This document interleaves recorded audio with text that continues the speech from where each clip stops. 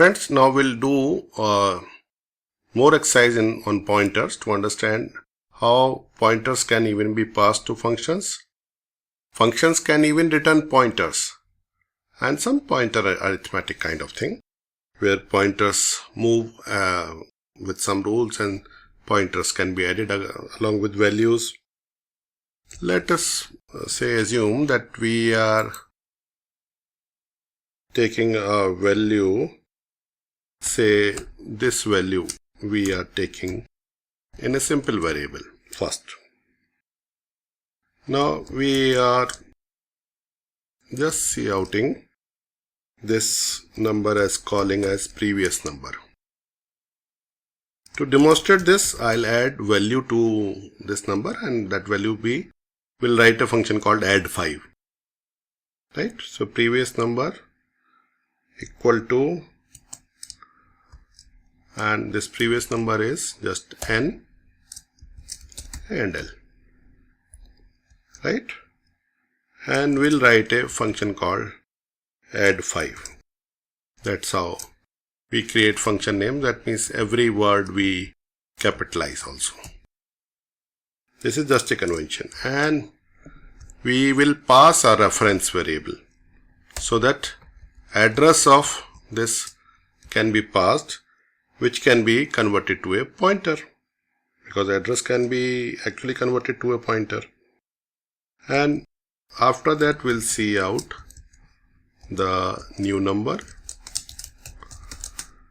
and what will be that new number we'll soon see, but let that number be again n, because this number will come back to the same address because we are passing the address itself.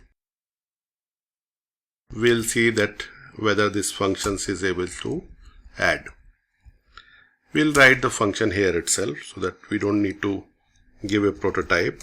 This is a void type number function, add5, and now see how the pointer is passed.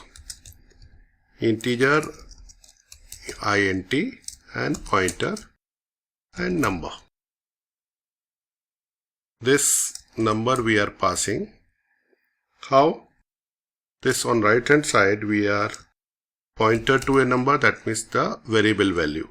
So we can add here, and on the right hand side this will be stored in the variable value itself. So number pointer here itself, because whenever we put a star, it points to a value at a particular address, and this address was passed here.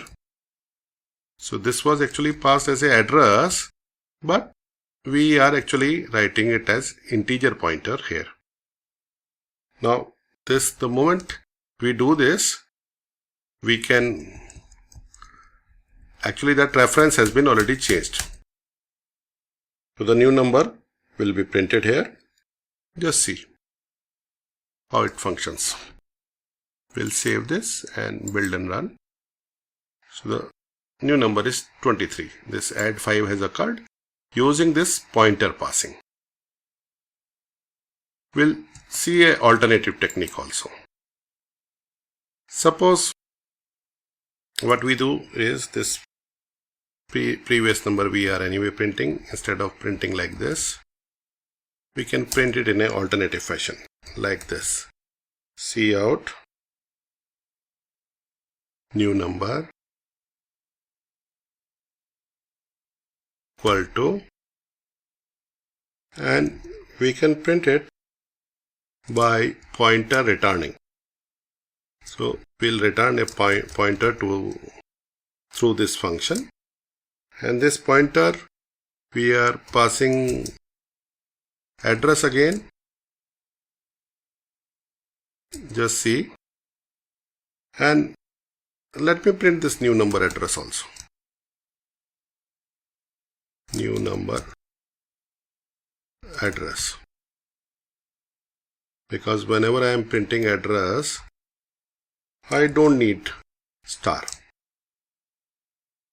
This function itself will do.